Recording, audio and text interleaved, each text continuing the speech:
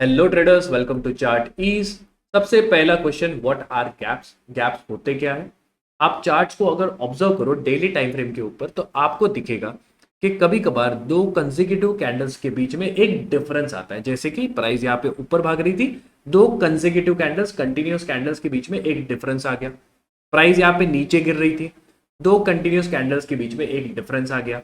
Price again ऊपर भाग रही थी, यहां पे दो कंटिन्यूअस कैंडल्स के बीच में एक डिफरेंस आ गया। तो इस डिफरेंस को या इस खाली स्पेस को बोला जाता है गैप। समझ में आ गया? अब ये गैप बनता क्यों है? तो इसके बहुत सारे रीजंस होते हैं। मेजरली ये बनता है न्यूज की वजह से। न्यूज के अंदर अलग अलग रीजन है। सबसे मेजर रीजन क्या है? कंपनी के रिजल्ट्स। बहुत बार आपने देखा होगा कि कंपनी अपने रिजल्ट्स को अनाउंस करती है।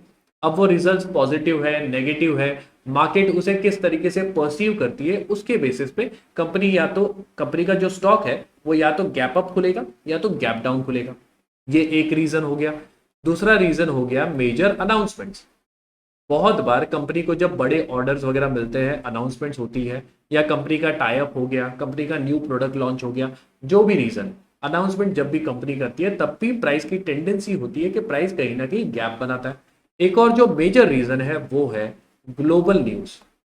अब ग्लोबल न्यूज में क्या आता है भाई? तो ज्यादा करके हमारा जो इंडियन मार्केट है वो इन्फ्लुएंस होता है यूएस मार्केट्स की वजह से, क्योंकि यूएस मार्केट के साथ में इंडिया के ट्रेड वगैरह जो भी चीज है। अब यूएस के अंदर कभी कभार टैरिफ्स वगैरह अनाउंस हो जाते हैं इंडिया पे, या उनकी कोई कंपनी हमारे ऊपर कोई सैंक्शन लगा देती है, उनकी गवर्नमेंट वगैरह। तो ये सारे फैक्टर्स भी हमारे मार्केट के अंदर बहुत ज्यादा इन्फ्लुएंस करते हैं। तो प्राइस के बीच में, प्राइस के कैंडल्स के बीच में बेसिकली गैप आ जाता है। और उसी को किस तरीके से हम लोग यूज कर सकते हैं ट्रेड करने के लिए इंट्राडे, उसको आज हम लोग सीखेंगे।